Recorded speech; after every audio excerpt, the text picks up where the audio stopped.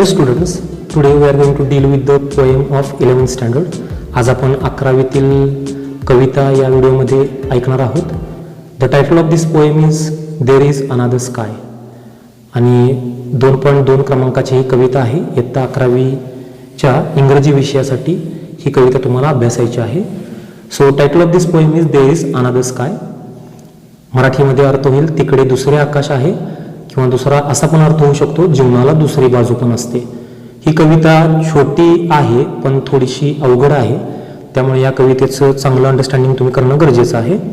मग जे जीवनाला आपल्या दुसरी बाजू असते ती ऑप्टिमिस्टिक सुद्धा असू शकते, म्हणजे आशावादी सुद्धा असू शकते. अशा अर्थाने या कवित्रीने ही कविता लिहिलेली आहे. या कवितेची कवित्री आहे एमिली डिकिन्सन. हिने ही कविता लिहिलेली आहे. या कवितेत दुःखी भावाला मानसिक आधार देण्यासाठी या एमिली या बहिणीने पत्र लिहून तिचे विचार मांडले आहेत. कवितेत 2 ठिकाणांचे वर्णन आहे. त्यापैकी एक ठिकाण ज्यामध्ये तिचा भाऊ जगत आहे ते निराश करणारे ठिकाण आहे, एकाएकी पण देणारे ठिकाण आहे. तर दुसरे जे ठिकाण आहे त्यामध्ये कवित्री आहे, तिचे कुटुंबीय आहेत, आणि ते दुसरे ठिकाण म्हणजे बाग आहे ज्यामध्ये सुंदर फुले आहेत, मधमाशा आहेत.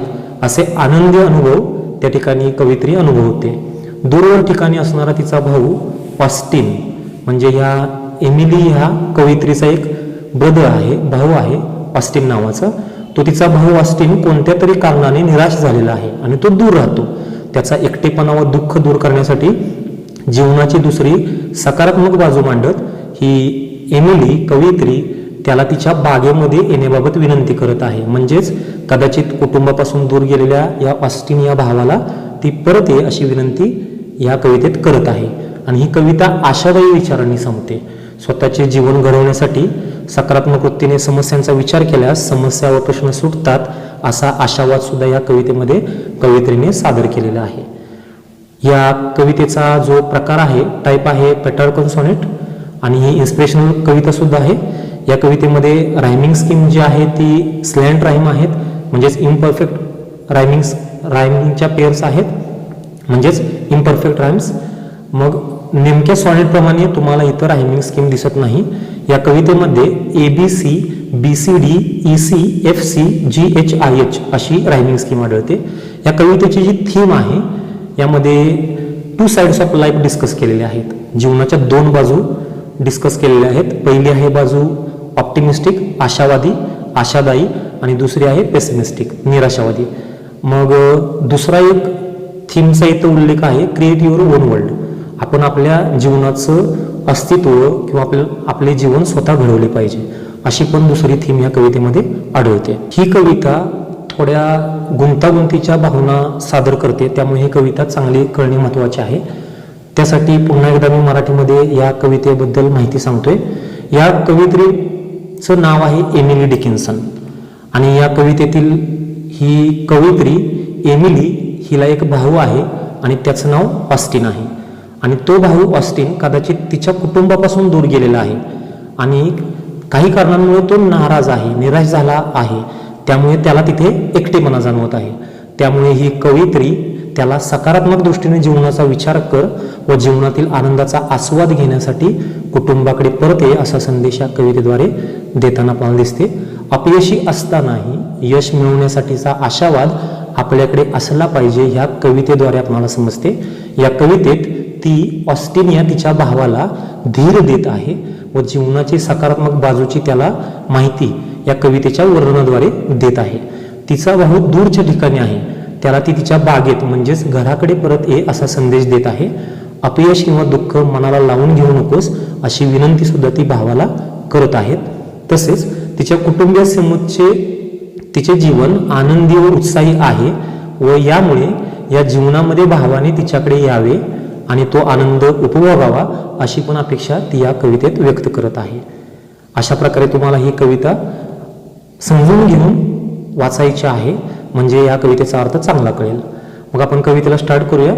ती भावासाठी ही कविता उद्देशून बोलते. या कवितेमध्ये ती म्हणत आहे देअर इज अनदर स्काय. हे वाक्य भावाला उद्देशून म्हणते, म्हणून मी वरच्या ओळीमध्ये लिहिलेले आहे dear brother Austin there is another sky. प्रिय भाऊ Austin there is another sky, जीवनाला दुसरी बाजू पण असते, म्हणजे आपले जीवन आशावादी असावे. एवर सरीन अँड फेअर, मग ह्या जीवनामध्ये प्रसन्नता पण असते, सौंदर्य पण असते. म्हणजे आपल्या या आशावादी जीवनात भावनांची व अस्तित्वाची प्रसन्नता व सौंदर्य सुद्धा आहे. म्हणजे जीवनात आनंद किंवा आशा असते आणि जीवनात यशाचा उत्साह पण असतो. And there is another sunshine, मग अनदर सनशाईन म्हणजेच जीवनातील आनंदी बाजू, उत्साहीपणा किंवा सकारात्मक बाजू.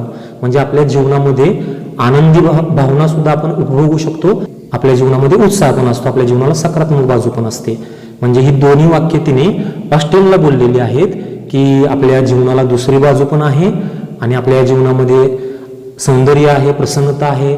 सरीन दॅट इज प्रसन्नता आणि फेअर म्हणजे सौंदर्य, आणि अनदर सनशाईन पण आहे म्हणजे आनंद पण आहे किंवा सकारात्मक बाजू पण आहे जीवनामध्ये. दो इट बी डार्कनेस देअर, जरी आपल्या जीवनामध्ये अपयशाचं वातावरण असेल किंवा आपल्या जीवनामध्ये सगळीकडं अंधार पसरलेला असेल तरी सुद्धा आपले जीवन प्रसन्नता देणारे असते, आपले जीवन सौंदर्यपूर्ण असते आणि आपल्या जीवनामध्ये आनंद किंवा सकारात्मक बाजू सुद्धा असते, असा एक संदेश तिने या कडव्यामध्ये भावाला दिलेला आहे. नंतर ती भावाला म्हणते नेवर माइंड फेडिड फॉरेस्ट्स, म्हणजे या जीवनामध्ये ज्या वाईट गोष्टी आहेत, गुंतागुंत आहे किंवा अस्पष्टपणा आहे, हे सर्व मनाला लावून घेऊ नको. जरी जीवनात आनंदाची पोकळी किंवा निराशेचे वातावरण निर्माण झाले असेल तरी मनाला लावून घेऊ नकोस.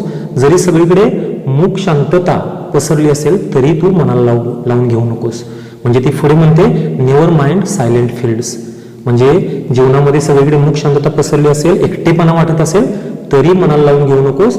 म्हणजेच ती इथं म्हणते की जीवनातील आपणाला निशब्द करणारे प्रसंग जरी आपण अनुभवत असलो तरी दुःखी होऊ नकोस. आणि पुढे ती आशावाद सांगते की here is a little forest, जीवनात अशी पण एक बाजू असते, जीवनामध्ये असं पण एक जीवन असतं, जीवनामध्ये असं पण एक जंगल असते ज्यामध्ये असणाऱ्या झाडांची सर्व पाने हिरवी असतात, प्रत्येक पान त्या झाडांचं हिरवं असते असं ती म्हणते. म्हणजे जीवनामध्ये अशी पण बाजू असते जिथे आपण प्रत्येक क्षण आनंद उपभोगू शकतो. जीवन असे पण असू शकते ज्यामध्ये प्रत्येक क्षणाचा आनंद आपण घेऊ शकतो, जीवनातील प्रत्येक क्षण आनंद देऊ शकतो.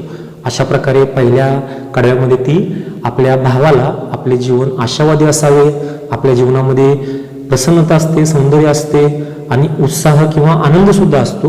म्हणून जरी जीवनात काही वाईट घडलेलं असेल, निराशा आली असेल तरी मनाला लावून घेऊ नकोस, किंवा काहीतरी वाईट घडलं असेल तरी दुःखी होऊ नकोस, कारण आपल्या जीवनामध्ये आनंद देणारे क्षण सुद्धा असतात, यावर विश्वास ठेव, अशी विनंती या कडव्यामध्ये कवयित्री आपल्या भावाला ऑस्टिनला करत आहे. या कडव्यामध्ये पहिल्या ओळीमध्ये देअर इज अनदर स्काय, यामध्ये हायपरबोल हा अलंकार होतोय, यामध्ये अनदर स्काय म्हणलेला आहे, तर दुसरं आकाश नसतं, यामुळे इथं हायपरबोल हा अलंकार तयार होत आहे. त्यानंतर सनशाईन, अनदर सनशाईन, मग सनशाईन सुद्धा एक प्रकारे लाईफ आणि सनशाईनची कंपॅरिझन केलेली दिसते आपल्याला, किंवा हॅपीनेस आणि सनशाईनची कंपॅरिझन केली, इथं मेटाफर अलंकार होतोय. त्यानंतर डार्कनेस हा शब्द आणि सनशाईन हा शब्द यामध्ये अँटिथेसिस अलंकार होतोय, कारण दोन्ही परस्पर विरोधी एक कल्पना आहेत. आणि त्यानंतर फेडिड फॉरेस्ट यामध्ये साऊंड एफ रिपीट झालेला आहे, त्यामध्ये ॲलिट्रेशन हा अलंकार व्यक्त होतोय. आणि याच कडव्यामध्ये नेवर माइंड ही ओळ 2 वेळा आलेली आहे, इथे तुम्हाला रिपिटेशन अलंकार निर्माण झालेला दिसतोय. त्यानंतर here is a little forest आणि हुज लीफ इज एव्हरग्रीन, यामध्ये मेटाफर पण अलंकार आहे, here is a little forest. मग इथं आपल्या ह्या गार्डनची किंवा फॉरेस्टची तुलना तिनं एक्सपिरियन्सशी केलेली आहे, म्हणजे इथं मेटाफर अलंकार आहे. आणि नंतर whose leaf is evergreen forest, या अनुषंगानं जंगलातील प्रत्येक पान हिरवं असतं असं जर आपण म्हणलो तर हे आपल्याला पटत नाही, त्यामुळे हायपरबोली हा अलंकार होतोय. अशा प्रकारे ह्या कवितेमध्ये पोएटिक डिव्हाइसेस कवीनं वापरलेले आहेत. म्हणजे पहिल्या कडव्यामध्ये कवयित्री आपल्या भावाला निगेटिव्ह होऊ नको अशी विनंती करत आहे. त्यानंतर दुसरे कडवे आहे, मग ती पुढे भावाला म्हणते here is a brighter garden, इथे एक प्रसन्न करणारी सुंदर बाग आहे, म्हणजेच कुटुंबासोबतच्या जीवनात आनंदाचे क्षण आणि सुखाचे क्षण आहेत. म्हणजे कवयित्री तिच्या कुटुंबियांसोबत राहत आहे आणि भाऊ दूर आहे, म्हणून ती भावाला सांगते की तुझं जीवन निराशेचं आहे पण आमच्या जीवनामध्ये आनंद आहे, सुख आहे, म्हणून आमच्या घरासमोरील बाग कशी आहे, सुंदर आहे आणि जीवनामध्ये सुद्धा असे सुंदर क्षण किंवा आनंद देणारे क्षण सुद्धा आहेत, असं ती भावाला समजावून सांगते. Where not a frost has been in its unfading flowers I hear the bright bee hum. मग ती त्याला पुढे सांगते, where not a frost has been, आणि या बागेमध्ये गोठवणारी थंडी नाही, म्हणजेच येथील बागेमध्ये या फुलांना गोठवणारी थंडी नाही, म्हणजेच कुटुंबासोबतच्या क्षणांमध्ये दुःखी भावनांचा लवलेश नाही. म्हणजे कवयित्री खूप कुटुंबासमवेत या बागेमध्ये आनंदी आहे. आणि ती पुढे म्हणते, या बागेमध्ये येथील रंगीबेरंगी फुलांमध्ये मी एक मधमाशी गुणगुंतना पाहत आहे. ती म्हणते, in its unfading flowers I hear the bright bee hum. Bee म्हणजे मधमाशी, हम म्हणजे गुणगुणणे. मग ती म्हणते, माझ्या बागेमध्ये एक मधमाशी आहे आणि ती या अनफेडिंग रंगीबेरंगी फ्लावर्स फुलांवर ती उडताना पाहते आणि गुणगुणताना सुद्धा पाहते. अशा प्रकारे ती या सुंदर वर्णनाची माहिती तिच्या भावाला देत आहे. नंतर ती तिच्या भावाला म्हणते, प्रीती माय ब्रदर, खूप सुंदर चित्र आहे, हे खूप सुंदर दृश्य आहे. Into my garden come. ऑस्टिनला म्हणते, Austin come into my garden. ती म्हणते, तुझे एकटेपणाचे निराशेचे जीवन सोड आणि हे जे सुंदर दृश्य आहे, चित्र आहे, हे पाहण्यासाठी या बागेमध्ये परत ये किंवा कुटुंबाकडे परत ये. अशा प्रकारे ती आपल्या भावाला पुन्हा एकदा त्याच्या कुटुंबाकडे किंवा तिच्या बागेमध्ये परत बोलावत आहे. म्हणजे भावाला त्याचं निराशावादी जीवन सोड आणि आशावादी जीवनामध्ये प्रवेश कर, किंवा तो जो दूरच्या ठिकाणी राहतोय तो एकटेपणा त्यामुळे त्याला जाणवतोय, तो एकटेपणा घालवण्यासाठी तिच्या बागेमध्ये किंवा तिच्या कुटुंबाकडे परत ये, असा सल्ला ती इथे देत आहे. मग या कडव्यामध्ये पहिल्या ओळीमध्ये here is a brighter garden, यामध्ये मेटाफर अलंकार आहे आणि पण आहे.